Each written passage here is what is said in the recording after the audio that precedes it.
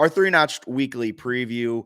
The Dukes travel to the ATL to take on Georgia State in something that they call a stadium.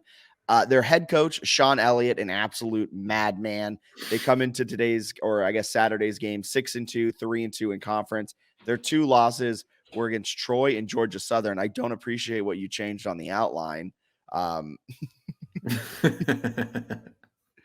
They started their program in 2011, and this has been their best season since starting the program back in 2011. Great offensively, terrible defensively. They rely on a few different things. They do play a spread offense. I don't think it's as spread and as kind of crazy as ODU's, but it is spread. They're going to spread you out, and they're going to attack with Marcus Carroll, their running back, and quarterback Darren Granger. They're also going to attack through quick passes. Granger has the third lowest average depth of target in the Sun Belt, but he's seventh in average yards per completion, meaning his wide receivers can really rack up the yak. He has an elite level O-line. They've only allowed 6 sacks this season. So it's going to be a really good battle between a good unit in the Georgia State Panthers and a great unit in James Madison's defense. What do you expect on Saturday? I think it'll be competitive. I think it has a chance to be a pretty good game. It's sort of the one thing that JMU has all year is the passing attack, right? Jordan McLeod throwing it to Reggie Brown, Elijah Surratt seems like the best offense the Dukes have. And they've actually gotten really fortunate playing some terrible pass defenses. And Georgia State kind of falls on that list. Their secondary is not very good. I think their whole defense is not very good. Yeah, they're in like the bottom, I think 15 or 25, something like that, in passing defense success rate. They struggled to stop the pass, which is where I think JMU will go a lot. Weather forecast looks perfect. It's like 70 and sunny, which is pretty good if you want to just throw the ball a lot. So I think that matches up pretty well for JMU. The other area that's interesting, though, is that, as you mentioned, Georgia State can play on offense. Like Granger's good, Carroll's good. They have some really good players.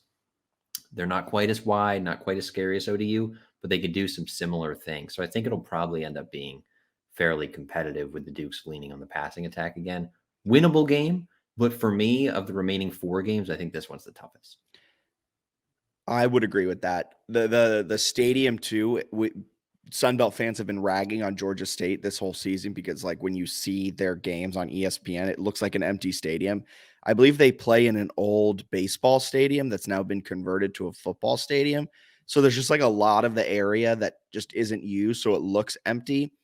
But from sources that I've talked to around the nation, my sources are telling me that it's actually kind of really difficult to play in a dead stadium like Georgia State is because there's no energy. Like, you're used to getting hype energy or booed energy. At Georgia State, there's nothing. So if you go down 7-0, 14-0, you have to rely on your own team to create that energy. I do think there's a chance that purple might outweigh blue in Atlanta this weekend, mainly because I'm going. Especially in terms of people who care. Right? I feel like those Georgia State games, like they've had some people on TV, yes, the atmospheres look so dead. Yeah. Like even when they have like some people there. So JMU's got some rowdy fans who travel, including yourself. So I think it'll be interesting if they can get some energy from that. Yeah, sources. Yeah.